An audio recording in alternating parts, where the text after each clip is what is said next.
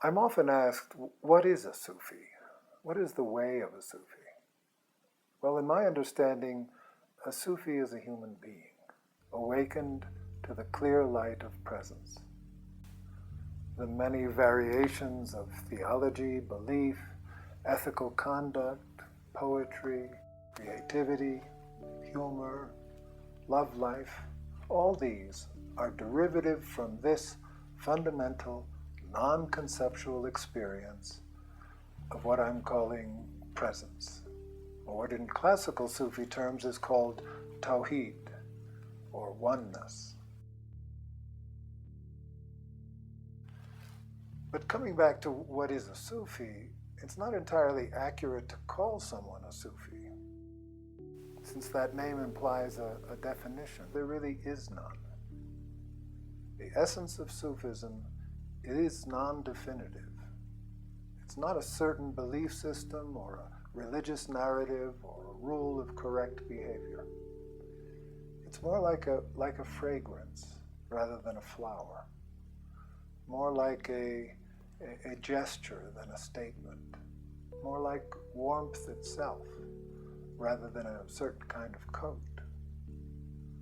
Classically, Sufism has been associated with the religion of Islam, but in my view, one could just as easily be a Christian Sufi, or a Jewish Sufi, or a Buddhist Sufi, or be a Sufi without any religious affiliation. If that's so, then what does this word Sufi indicate? For me, it indicates a way of an inclination toward open-heartedness, open-mindedness, ease, tolerance, balance. It's an inclination toward friendship and kindness. It is the nature of the free spirit, unrestricted by adherence to any particular story or belief or opinion, while at the same time honoring the ways in which truth shows up in various forms. Now, some Sufis, instead of calling themselves Sufis, have said, "We are the people of remembrance." What is it that they remember? In essence, they remember what I mentioned to begin with, the clear light of presence.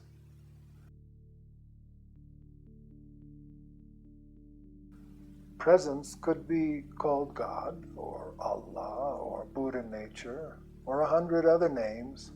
It's simply the clear, ever-present light that is the ground of all being, from which, or within which, all phenomena appear, including us at this moment. Thus, everything that appears is nothing other than this presence. What I'm calling presence is hidden from us, because it's not a thing, though it is right here, right now, and couldn't possibly be otherwise. I'm not talking about a spacey, nebulous feeling of oneness. The presence I'm talking about is precise and immediate, though it's not knowable in the usual way we know things. The Sufi human being gets this all the way through, and from this recognition, the way of the Sufi emerges. While this way takes myriad forms, responsive to each moment, in closing, I'd like to mention here 6 qualities that, in my view, characterize the Sufi's way.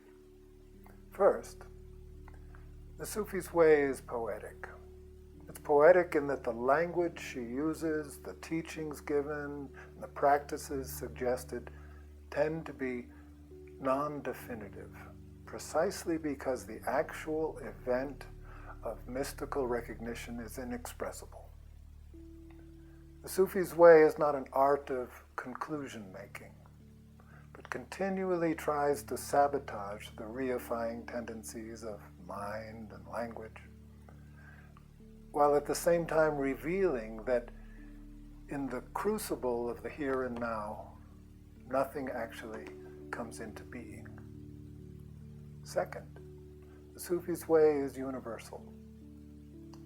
Neither Western nor Eastern, neither aligned exclusively with any one tradition or cultural context. The Sufi's teachings and practices are appreciative of all traditions, while not claiming priority for any of them. This inclusivity makes available to the Sufi a richness of resources, teachings, and methods of practice, resulting in a non-sectarian atmosphere and a style of working together that's both flexible and rigorous. Third, the Sufi's way is contemporary. It continually reinvents its styles of teaching and expression in accord with the context of the historical moment.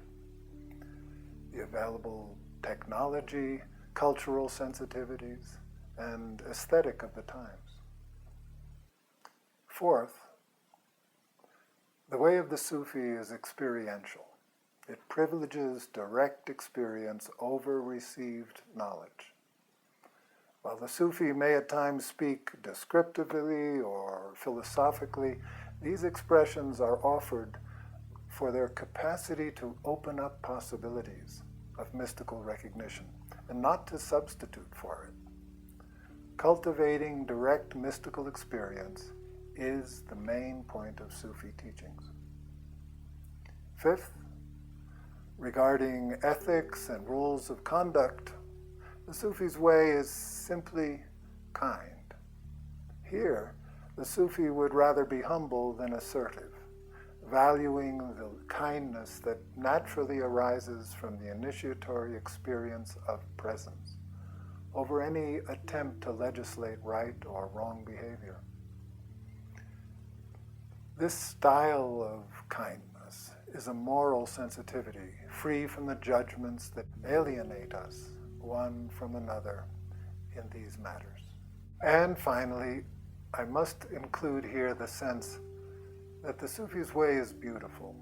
It's informed by beauty and the appreciation of beauty. As the Sufi mystic Ibn Arabi stated, beauty is the welcoming openness of the truth toward us. Beauty is the welcoming openness of the truth toward us. Beauty is the Sufi's guide. The Sufi learns to follow beauty in all his or her actions and offerings, recognizing that the ineffable experience of the beautiful is our resonance with and our identity with the light of presence.